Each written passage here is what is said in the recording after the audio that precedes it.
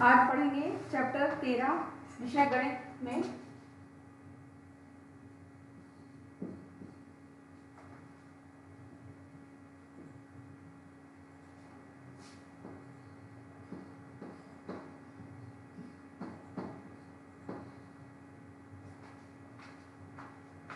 पृष्ठीय क्षेत्रफल और आयतन।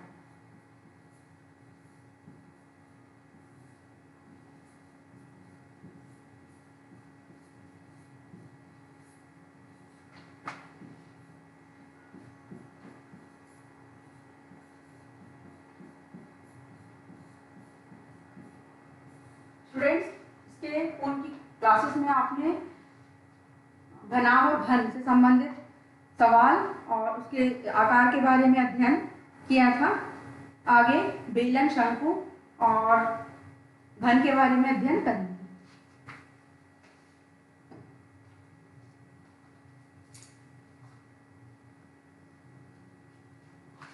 गोले से संबंधित सूत्र। तो इसका जो क्षेत्रफल है, गोला है, इसका क्षेत्रफल है जितना एरिया घेर रहा है। तो सबसे पहले गोले का संपूर्ण वक्र पृष्ठीय क्षेत्रफल, इसका फार्मूला होता है 4πr²।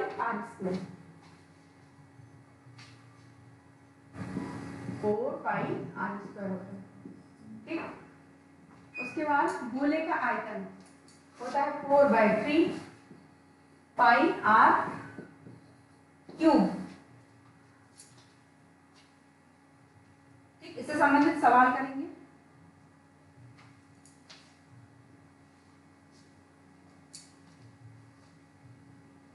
चलिए नेक्स्ट देखते हैं अर्धगोला। गोले के यदि आधे भाग को काटा जाए, ठीक, तो वो इस प्रकार का शेप ले लेता है। ठीक, ये शेप आया आधा, तो अर्धगोले का वक्र पृष्ठ, ये फार्मूला देखते हैं।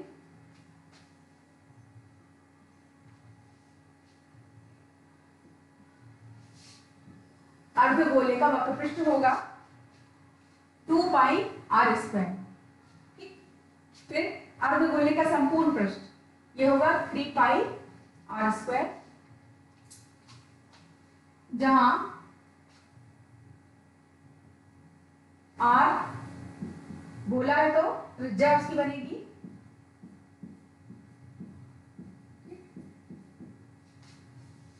पाई का मान होता है 180 अंश, इसको लिखते हैं पाई। अब अगला अर्धगोले का आयतन। अर्धगोले का जो आयतन है वो आएगा 2/3 πr³। ठीक, तो ये इसके फॉर्मूले हो गए, उसका स्ट्रक्चर हो गया। आगे इसके सॉल्व करेंगे।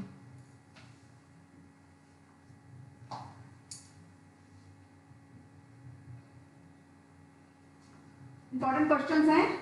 7 सेंटीमीटर त्रिज्या वाले गोले का पृष्ठीय क्षेत्रफल ज्ञात करो।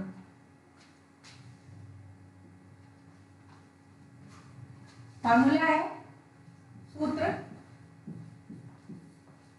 ये है, गोले का पृष्ठीय क्षेत्रफल होता है 4πr²। ठीक, अब r बताया है आपको कि r जो है गोले की त्रिज्या होती है। ठीक है, चलिए त्रिज्या होती है। अब 7 सेंटीमीटर त्रिज्या है, r की वैल्यू है 7 सेंटीमीटर। ठीक, तो r के स्थान पे यहाँ पे 7 रखेंगे। 7 r² है तो 7 × 7। ठीक, तो सॉल्व करेंगे। हाँ, पाई की वैल्यू होती है 22/7।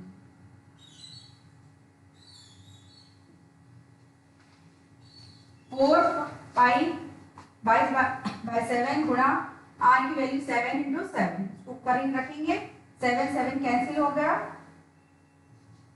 शेष रहेगा 422 × 7। ठीक, तीनों संख्याओं को क्रमशः गुणा करेंगे।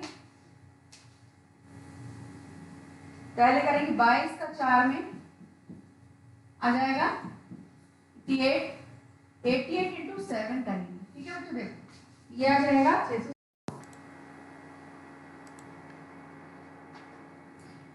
कई इंपॉर्टेंट क्वेश्चंस जब तक अन्य करना कहा जाए कि पाई बराबर 22/7 लीजिए तब तक इसको सॉल्व नहीं करते। क्वेश्चन एक इंपॉर्टेंट, निम्नलिखित त्रिज्या वाले, त्रिज्या यानी आर, गोले का पृष्ठीय क्षेत्रफल ज्ञात कीजिए। तो आपको 3 सवाल दिए हैं। पहला सवाल का हल करते हैं। गोले की त्रिज्या आर बराबर कितनी है? 10.5 सेंटीमीटर। ठीक है, त्रिज्या आर बराबर 10 सेंटीमीटर। ठीक, ये दी गई है। ठीक, अब दशमलव हटाने पर आएगा 105/10 सेंटीमीटर। ठीक, अब इसको सॉल्व करते हैं। तो 5 से कैंसिल करो, यह आ जाएगा 30/2 सेंटीमीटर। ठीक, तो ये गोले की त्रिज्या आर की वैल्यू आ गई। ठीक, अब इस आर की वैल्यू को पृष्ठीय क्षेत्रफल सूत्र में जो आर है उसमें पुट करेंगे। तो 4 इंटू पाई की वैल्यू 22/7 इंटू आर की वैल्यू रखी 21/2। ठीक है, आर स्क्वायर है, अगर आर की वैल्यू आई है 21/2 तो जब आर की घात 2 स्क्वायर मतलब आर की घात 2 होगी तो 21/2 तो क्या हो जाएगा? Whole square. तो होल स्क्वायर होगा, इसका मतलब क्या है कि 21/2 इंटू 21/2, ये आपको 2 बार लिखना है। ठीक, इसको सॉल्व करते हैं। देखो 7 और 21 भागित करो, ये 3 बार कैंसिल होगा। ठीक है, उसके बाद 2 से भागित करो, 2 एकम 2 2, फिर ये 2 और कैंसिल हो जाएगा। ठीक, शेष संख्या बचेगी 22, 3 और 21। ठीक है, क्या बचेगा? 22 इंटू 3 इंटू 21। ठीक है, इन तीनों संख्याओं को गुणा करेंगे। पहले 22 इंटू 3 करेंगे तो आ जाएगा 66, इसका 21 में गुणा करेंगे। ठीक, तो ये संख्या प्राप्त होगी 8 सेंटीमीटर, 1386 वर्ग सेंटीमीटर। ठीक, ये 2 सवाल आपको होमवर्क में दे रही हूँ, वैसे ही हल करेंगे जैसा पहला समझाया मैंने। ये आपको सेकंड सवाल है और ये तीसरा सवाल है। ठीक है, इसमें त्रिज्या है आर बराबर 5.6 और 14 सेंटीमीटर। ठीक,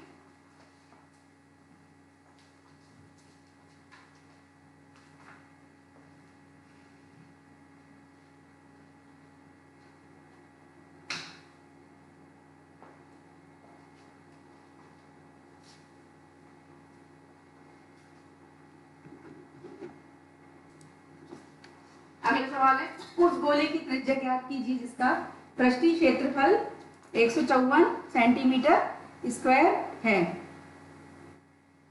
इसमें आपको गोले की त्रिज्या ज्ञात करनी है, यानी आर की वैल्यू और क्षेत्रफल दिया है। ठीक, माना आर गोले की त्रिज्या। ठीक है, गोले का पृष्ठीय क्षेत्रफल दिया गया है सवाल में 154। ठीक, तो 154 क्षेत्रफल बराबर, क्षेत्रफल है गोले का बराबर, फॉर्मूला होता है ना 4πr²। ठीक, या इसको पहले भी लिख सकते हैं। ठीक है, अब 4 इंटू पाई की वैल्यू रखेंगे 22/7 और r² बराबर 154। ठीक, अब r² की वैल्यू निकालेंगे ये वाली, तो r² कहाँ रखेंगे? सिर्फ यहाँ, और बाकी संख्याओं को पक्षांतर करेंगे। तो 154 इंटू ये 7 जो है ये यहाँ लिखेंगे, डिवाइडेड बाय 4 इंटू 22 यहाँ आ जाएगा। ठीक, अब इसको सॉल्व करते हैं। सॉल्व करेंगे तो पहले गुणा कर लेंगे। ठीक है, 154 इंटू 7 डिवाइडेड बाय 4 इंटू 22। 22 को 11 से कैंसिल कर सकते हैं, वैसे ये 2 बार कैंसिल होगा। ठीक है, आप टेबल पढ़ लेना, 11 का 2 बार 22 हो जाएगा। ठीक, 11 का टेबल पढ़ो, टेबल पढ़ोगे तो ये 1 और 4 होगा। ठीक, अब 2 से इसको कैंसिल करो, 2 एकम 2, 2 7, ठीक है, ये टेबल हो गया। अब 7 और 7 का गुणा होगा और 4 और 1, ठीक, तो यह जाएगा 49 और डिवाइडेड बाय 4, 4 से 49 को क्या करेंगे, भागित करिए तो 12.25 आएगा, ठीक, तो ये तो वैल्यू हुई आर स्क्वायर की, ठीक है, आर स्क्वायर की वैल्यू हुई।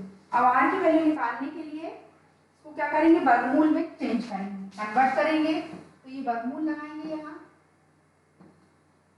आया समझ में, तो आर बराबर आ जाएगा वर्गमूल 12.25, ये जाएगा 3.5 सेंटीमीटर, इसका उत्तर आ जाएगा, यानी इसकी आर की वैल्यू आ जाएगी, यानी गोले की त्रिज्या और होती है तो बोल देंगे, ठीक।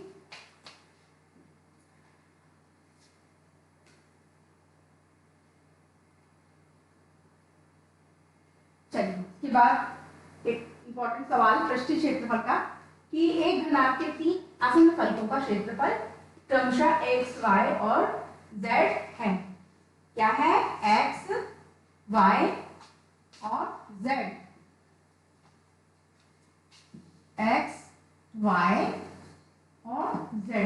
हाँ, सिद्ध कीजिए कि घनाभ का आयतन वर्गमूल x, y, z है, ठीक है बच्चों। ये वॉल्यूम ऑफ क्यूब जो है घनाभ का है चित्र, और इसकी जो लंबाई, चौड़ाई और ऊंचाई है L, B और H, ठीक है, आया समझ में, लंबाई L, चौड़ाई B और हाइट जो है वो H होगी, ठीक। प्रश्न अनुसार आसन्न फलकों का L इंटू B बराबर X और B इंटू H बराबर Y और H इंटू L बराबर Z, ये समीकरण 1, 2 और 3 कहलाए, ठीक है, समीकरण 1, समीकरण 2, समीकरण 3, ठीक, तीनों समीकरण का गुणनफल है, ठीक, तो इस पक्ष का और इस पक्ष अलग अलग गुणा करेंगे, बराबर के इस तरफ सारे जो जितने लिखे हैं सब गुणा हो जाएगा, और x into y into z, ठीक, तो यहाँ l 2 बार है तो क्या आ जाएगा, l2 l की घात 2, b 2 बार है तो b की घात 2 और h 2 बार है, ठीक है, तो इसको कैसे लिख सकते हैं, L B H की घात 2, ऐसे में अलग अलग जो वर्ग में लिखा है उसको हम एक साथ भी लिख सकते हैं, इस प्रकार लिखा है L स्क्वायर, B स्क्वायर और H स्क्वायर, या कैसे लिखेंगे, L square, sorry L B और H का होल स्क्वायर ऑफ 2 लिखेंगे, ठीक, बराबर x y z। अब आपको पता है बच्चों की स्क्वायर होता है तो दोनों तरफ जब वर्गमूल लगाते हैं, दोनों तरफ, ठीक है, वर्गमूल लगाने पर, वर्गमूल कैसे लगाते हैं, देखो, तो वर्गमूल लगाया तुमने और यहाँ स्क्वायर था, ठीक है, और इधर भी वर्गमूल इसको लगाया, ठीक, तो वर्गमूल और स्क्वायर कैंसिल हो जाएगा, ठीक है, कैसे होगा देखिए, इधर बताते हैं आपको, L B H का वर्ग और ये वर्गमूल, ठीक है,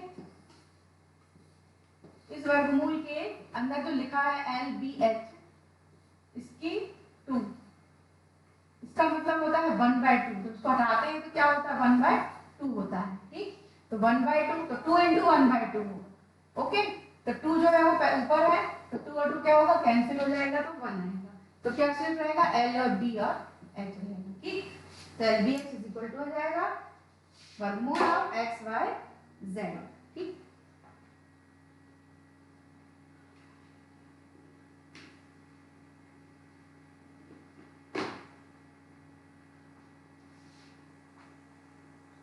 एक क्वेश्चन, एक गोलाकार गुब्बारों में हवा भरने पर उसकी त्रिज्या 7 सेंटीमीटर से 14 सेंटीमीटर हो जाती है, दोनों स्थितियों में गुब्बारे के पृष्ठीय क्षेत्रफलों का अनुपात ज्ञात कीजिए। अब गुब्बारे तो आपको पता होगा, वो एक जो आकृति है गोलाकार होती है, इसमें हमें गोले के सूत्र, क्षेत्रफल का सूत्र उपयोग करना है, ठीक, अच्छा, त्रिज्या जो छोटी से यदि बड़ी हुई तो 7 सेंटीमीटर 14 त्रिज्या है, तो R1 मान लेंगे 7 और R2 14। ठीक, अब इसके क्षेत्रफल का अनुपात ज्ञात करना है तो फॉर्मूला लगाएंगे क्षेत्रफल का अनुपात। क्षेत्रफल का सूत्र होता है 4 पाई आर स्क्वायर। ठीक, तो दो त्रिज्या है तो R1 का स्क्वायर बाय R2 का स्क्वायर हो जाएगा। ठीक, इसको कैंसिल करते हैं, 4 4 हो जाएगा, पाई पाई हो जाएगा, बचेगा R1 का स्क्वायर बाय R2 का स्क्वायर। ठीक, तो R1 की वैल्यू है 7 सेंटीमीटर और R2 की वैल्यू है 14। ठीक है, तो R1 के स्थान पे 7 × 7 और R2 पे 14 × 14 रखेंगे।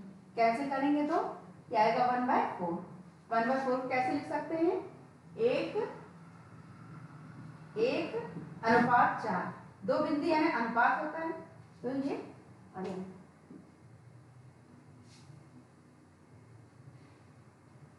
ठीक है, अगला सवाल दवाई का एक कैप्सूल 3.5 मिलीमीटर व्यास का एक गोला है। इस कैप्सूल को भरने के लिए कितनी दवाई मिलीमीटर क्यूब में आवश्यकता होगी। ठीक है बच्चों, आपने कैप्सूल तो देखा होगा, तो जो है वो एक गोले जैसा उसका शेप रहता है और उसका व्यास दिया है, तो व्यास होता है 2r ना, किसी भी गोले का या वृत्त का, तो 2r। r की वैल्यू निकालेंगे तो आएगी 3.5 बाय ये 2। ठीक, आए समझ में, 3.5 बाय 2 हो जाएगा। पाई की वैल्यू तो मालूम है आपको, ये दो चीज मालूम है ना, ज्ञात है, इसमें फॉर्मूले पुट करेंगे तो 4/3 पाई 22/7 इनटू r की वैल्यू 3r की वैल्यू रखेंगे। ठीक, सॉल्व करेंगे इसको तो ये आएगा 2 ये वाला और 2 और ये 2 और ये 2 कैंसिल हो जाएगा। ठीक, और दशमलव हटाएंगे तो क्या आ जाएगा, यहाँ पे 10 आ जाएगा आएगा। ठीक, तो ये आ जाएगा। इसके बाद 3 से 2 से इसको कैंसिल करेंगे तो 11 बार जाएगा। आया समझ में। ठीक है, तो अब शेष बचेगा 11, 3.5 और 3.5। ठीक है, ये शेष हुआ, डिवाइडेड बाय यहाँ से सब कैंसिल हो गया तो 3 बच जाएगा। 3 एक एक गुणा करेंगे 3 ही आएगा। ठीक, ये आ गया। अब इसको सॉल्व करेंगे तो तीनों संख्याओं का क्या करेंगे, गुणा करेंगे तो संख्या आएगी 134.7। ठीक, बाय 3 से 134 को भागित करेंगे 134.7। ठीक है, इसको भागित करेंगे तो संख्या आ जाएगी 54.91 मिलीमीटर। इंपॉर्टेंट सवाल, माचिस की डिब्बी की माप 4 सेंटीमीटर इंटू 2.5 इंटू 1.5 सेंटीमीटर है। तो ऐसी 12 डिब्बियों की एक पैकेट का आयतन ज्ञात कीजिए। ठीक, अब आपको पता है कि माचिस का शेप किस प्रकार होता है, तो माचिस का शेप एक घनाभ क्या होता है, घनाभ जैसा। तो जो घनाभ का आयतन है उसका फॉर्मूला पुट करेंगे। ठीक है, तो दिया है LBH। घनाभ में 3 जो कोरे होती हैं वो होती हैं लंबाई, चौड़ाई और ऊंचाई। लंबाई, चौड़ाई, ऊंचाई। ठीक है, तो लंबाई कितनी है 4 सेंटीमीटर, चौड़ाई 2.5 और ऊंचाई 1.5। अब माचिस की डिब्बी का आयतन मतलब घनाभ का आयतन। ठीक है, घनाभ का आयतन होता है LBH। ठीक, तो 4 इंटू 2.5 इंटू 1.5, इसको सॉल्व करते हैं। ठीक है, ये सॉल्यूशन है 4 इंटू 2.5 इंटू 1.5। ठीक, इसको हल करें, दशमलव हटा देते हैं। जब दशमलव हटाए तो आ जाएगा 4 इंटू 25 इंटू 15 डिवाइडेड बाय 25 तो क्या बनेगा 10, आपको बताया था हमने, और 15 का भी 10 बनेगा। ठीक, और इसको सॉल्व कर लेते हैं। ठीक, तो आ जाएगा यहाँ पे 5 का 5 टेबल पढ़ते हैं 5। ठीक है, फिर इसी प्रकार इसका टेबल पढ़ते हैं 10 और ये 4। ठीक है, और फिर 2 से ये दोनों कैंसिल हो जाता है, 5 से भी कैंसिल हो जाएगा एक बार, शेष जो है संख्या आएगी 15। ठीक, घन सेंटीमीटर। ठीक है, अतः 12 माचिस की डिब्बी का, ये आगे आपका 1 का मान, 1 की वैल्यू आ गई। ठीक है, 1 माचिस की वैल्यू आ गई। अब हमको कितनी निकालना है, 12 की। तो 12 की कैसे निकालेंगे हम, जितनी 1 की वैल्यू उसमें इंटू कर देंगे, तो 15 इंटू 12 करेंगे। आया समझ में। जब 12 का आप टेबल पढ़ेंगे तो क्या सेंटीमीटर। ठीक है, घन क्यों कहा गया है, क्योंकि इसमें लंबाई, चौड़ाई और ऊंचाई अलग अलग अनुपातों में रहती है। बच्चों आपको ये भी मालूम है कि घनाभ का शेप किस प्रकार होता है?